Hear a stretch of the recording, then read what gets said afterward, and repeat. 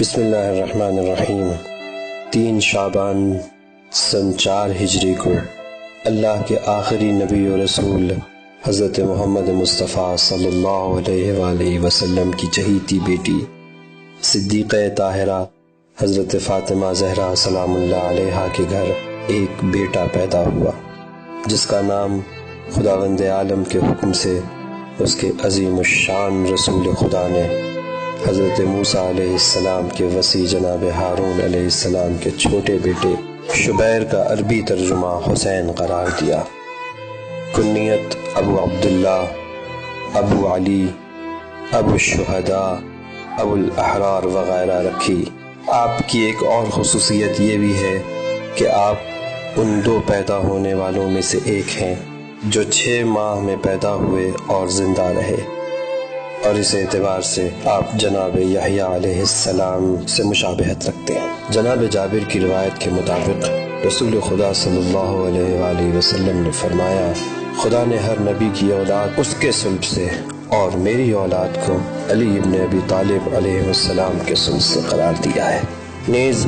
ہر اولاد کی نسبت اس کے باپ کی طرف ہوتی ہے، لیکن اولاد فاطمہ کا میں باپ ہوں۔ چنانچہ قرآن مجید نے بھی حسن اور حسین علیہ السلام کو آیہ مباہلہ میں ابنا انا کہا ہے، اور اس کی مثال میں جناب عیسیٰ کو ذریت ابراہیم کا چشم و چراغ قرار دیا ہے، جو اپنی ماں جناب مریم سلام اللہ علیہا کے رشتے سے اولاد ابراہیم میں شمار ہوتے ہیں۔ پیدا ہونے والا یہ نومولود خدا کے آخری نبی کی آنکھوں کا تارا تھا۔ چنانچہ اس کے بارے میں حضرت فرماتے ہیں، حسین مجھ سے ہے اور میں حسین سے ہوں۔ خدا اسے دوست رکھتا ہے جو حسین کو دوست رکھے۔ حسن اور حسین جنت کے جوانوں کے سردار ہیں۔ یہ دونوں امام ہیں، چاہے قیام کریں یا صلح کی پیشکش قبول کر کے بیٹھ جائیں۔ خود نبی اکرم اپنے ان چہیتے نواسوں حسن اور حسین کے لیے ناکا بنے، سجدے میں اس وقت تک رہے جب تک یہ خود سے اتر نہ گئے۔ جنت سے رضوان ان کے لیے کپڑے لے کر آیا اور اپنے آپ کو ان کا درزی بتایا۔ امام حسین علیہ السلام کی ولادت کے موقع پر جبریل مبارکبادی کے لیے آئے تو حفاظت اسلام کی خاطر حسین کی قربانیوں کا تذکرہ کیا، جسے سن کر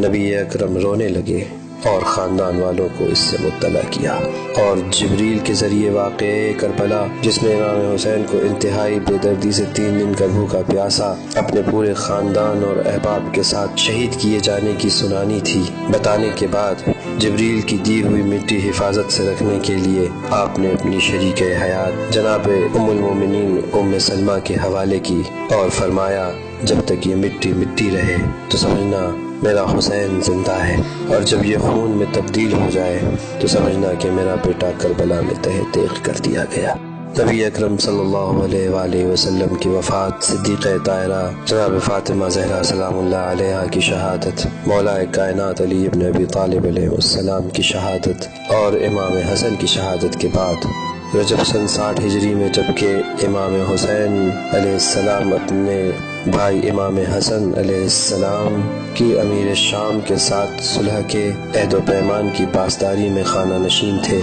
حاکم شام نے تمام معاہدوں کی خلاف ورزی کرتے ہوئے یزید جیسے فاسق و فاجر اور بدکار شخص کو اسلامی حکومت کا ذمہ دار بنا دیا، جس نے باپ کے مرتے ہی امام حسین علیہ السلام کی بیعت کرنے کے بجائے خود ان سے بیعت کا مطالبہ کیا۔ امام حسین علیہ السلام جو ابھی تک اپنے بھائی امام حسن علیہ السلام کی صلح کی ایک طرفی پابندی کر رہے تھے، یہ کہتے ہوئے کھڑے ہو گئے کہ علی الاسلام السلام اذ قد بلیت براء مثل یزید، جو یزید کتوں اور بندروں سے کھیلتا، علانیہ شراب پیتا اور صرف حرام کاری ہی نہیں بلکہ محارم کے ساتھ زنا کرتا ہے، اس کا کردار اسلام کے نمونہ عمل کے عنوان سے پیش کیا جائے، اسے ہرگز برداشت نہیں کیا جا سکتا۔ امام حسین نے نہ صرف یزید جیسے فاسق و فاجر کی بیعت سے انکار کیا، بلکہ اس کی قیمت چکانے کے لیے اپنے اہل و عیال، بھائی بھتیجوں اور دوست و احباب کے ساتھ کربلا کے اس میدان میں آ گئے جہاں یزیدی فوج کا سمندر ٹھاٹھے مار رہا تھا۔ امام حسین علیہ السلام نے حق و باطل کی شناخت کرانے اور امت کو غفلت کی نیند سے چونکانے کے لیے خطبے، تقریریں، موعظے اور نصیحتیں کی، لیکن دشمن کی فوج نے ایک نہ سنی، اور امام کو مجبور کرنے کے لیے ان پر اور ان کے بچوں پر پانی بند کر دیا، جس سے جابلب ہو کر بچے خالی کوزے ہاتھوں میں لیے ہوئے العطش العطش یعنی ہائے پیاس کی آوازیں بلند کر رہے تھے۔ یزیدی فوج کے اشقیاء نے نہ صرف آپ کو بے دردی کے ساتھ بھوکا پیاسا قتل کر دیا، بلکہ آپ کے برابر کے بھائی ابو الفضل العباس کے شانے کاٹے، بیٹے علی اکبر کے سینے میں نیزہ مارا، بھتیجے قاسم ابن حسن کو زندہ پامال کیا، بھانجوں اون و محمد کو قتل کیا، بلکہ 6 مہینے کے کم سن علی اصغر کو بھی، جو ابھی شیرخوار تھا، 1 گھونٹ پانی کے مطالبے پر 3 بھال کا تیر مار کر شہید کر ڈالا۔ اور پھر آخر میں امت نے نبی کے نواسے کو حالت سجدہ میں شہید کر دیا، اور وہ خیمے جس میں نبی کی نواسیاں اور علی کی بیٹیاں تھیں انہیں جلا کر خاکستر کر دیا۔ اور چوتھے امام حضرت زین العابدین علیہ السلام کے ساتھ خواتین اور بچوں کو قیدی بنا لیا گیا، اور پھر انہیں کوفہ و شام کے بازاروں اور درباروں میں اسیر کر کے پھرایا گیا۔ امام زین العابدین علیہ السلام سے لوگوں نے پوچھا کربلا کے معرکے میں کون جیتا اور کون ہارا؟ تو آپ نے فرمایا اگر مسجدوں سے اذان کی آواز بلند ہو رہی ہو، لوگ نماز روزہ احکام دین کی پابندی کر رہے ہوں، تو سمجھ لو کہ میرا باپ جیتا، کیونکہ وہ اسی کو بچانا چاہتے تھے۔ اور اگر دین اور دیانت کا خاتمہ ہو چکا ہو تو یزید کامیاب ہوا، کیونکہ وہ اسی کو مٹانا چاہ رہا تھا۔